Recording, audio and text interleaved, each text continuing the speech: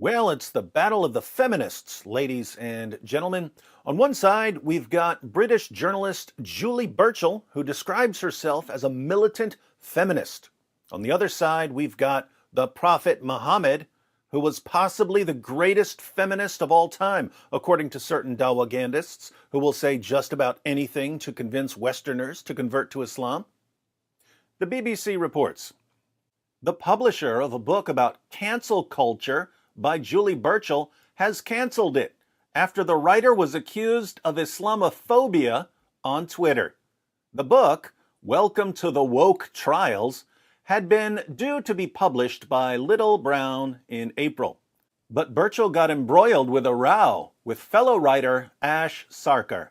Little Brown said her comments were not defensible from a moral or intellectual standpoint and crossed a line with regard to race and religion.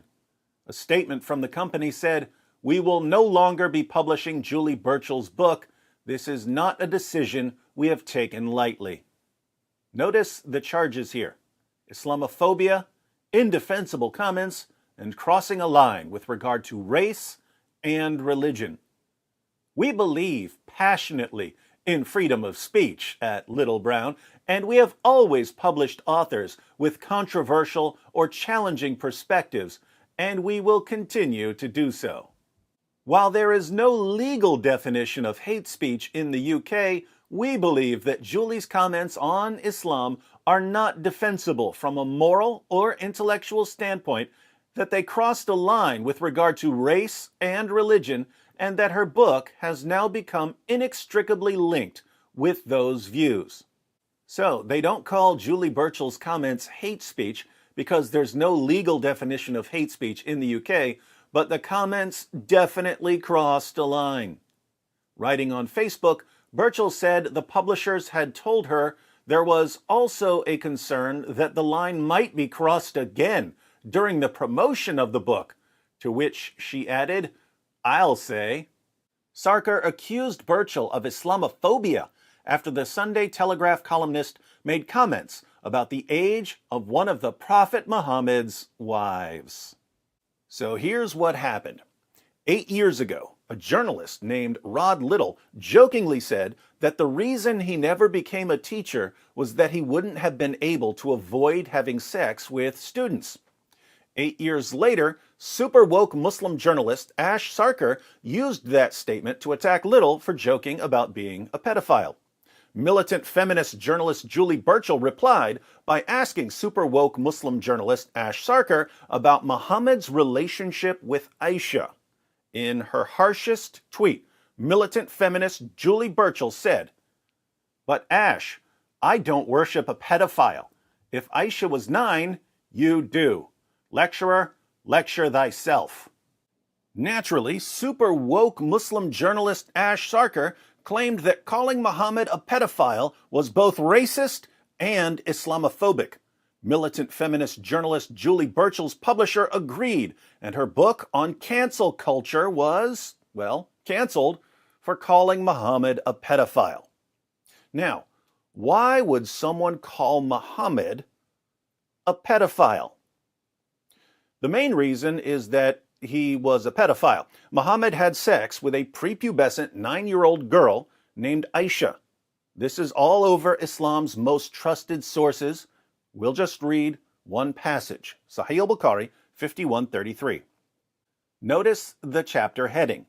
Giving one's young children, not adults, giving one's young children in marriage is permissible. Why? By virtue of the statement of Allah, and for those who have no monthly courses, no monthly period, i.e. they are still immature. That's Surah 65, verse 4 of the Quran. So, why is it okay to let someone marry your young daughter? Because the Quran talks about marrying girls who are too young to have a monthly period.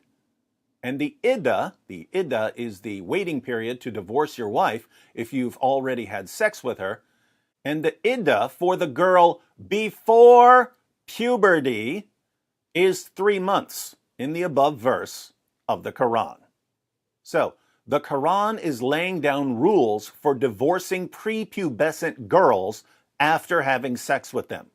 And now, to illustrate the Quran's claim that marrying and having sex with a prepubescent girl is perfectly acceptable, Bukhari presents this hadith. Narrated Aisha that the Prophet wrote the marriage contract with her when she was 6 years old, and he consummated his marriage when she was 9 years old, and then she remained with him for 9 years, i.e., till his death. There are, of course, some other reasons someone might call Muhammad a pedophile. He used to suck on the tongues of little boys, and he once proposed marriage to a baby, but let's stick with his marriage to a prepubescent girl. Should you call Muhammad a pedophile simply because he was a pedophile? I would say that's entirely up to you. If you don't want to offend Muslims, you don't have to offend Muslims. You can be polite and not tell them that their fake prophet was a pedophile. But if you're bothered by the fact that a man who's been put forward as a beautiful pattern of conduct by the Quran climbed on top of a prepubescent 9-year-old girl and put his 53-year-old penis inside her, and you want to call him a pedophile, that's also up to you. Should someone be canceled and be forever labeled a racist and an Islamophobe for calling Muhammad a pedophile? That's just silly and idiotic. Does Muhammad get a free pass on immoral behavior simply because lots of people love him? Imagine this scenario. Suppose Donald Trump next week gets caught secretly marrying a 9-year-old girl. Suppose his fans declare that anyone who criticizes him for it is a racist, and that anyone who calls him a pedophile will lose their jobs. Anyone can understand how absolutely insane that would be. But somehow, we're supposed to mindlessly accept the idea that the only possible reason for calling Muhammad a pedophile is racism. By the way, what race are people attacking when they call Muhammad a pedophile? His companions testified that he was white with an elegant face. They referred to him as this white man and drew attention to his white complexion. They wanted us to know about the whiteness of his shins, and the whiteness of his thigh, and the whiteness of his leg, and the whiteness of his stomach, and the whiteness of his forearms, and the whiteness of his cheeks, and the whiteness of his armpits. Muhammad was whiter than an albino in a snowstorm. Should we therefore conclude that anyone who has a problem with a 53-year-old man spreading the legs of a prepubescent 9-year-old girl must hate white people? Why was race even brought into this? Easy. It's a simple way to manipulate morons. Does someone like super woke Muslim journalist Ash Sarkar really want to explain why she believes it was perfectly acceptable for her prophet to have sex with a little girl? No. But how can she avoid it since she's the one who brought up pedophilia and she's been called out for hypocrisy? No problem. She can just start whining about Islamophobia and racism, and she knows that the world will rush to defend her and her prophet. There's one thing I want to point out in all of this. Think about how many different people and groups from completely different backgrounds have the exact same agenda here. The Charlie Hebdo massacre and all the related attacks. What was the goal? The goal was to control what people can say about Muhammad. A Twitter mob gets a woman's book canceled for calling Muhammad a pedophile. What's the goal? The goal is controlling what people can say about Muhammad. On October 31st, I posted a video titled "Islam's Free Speech Hypocrisy." Muslim leaders from around the world were claiming that any speech that offends Muslims should be banned.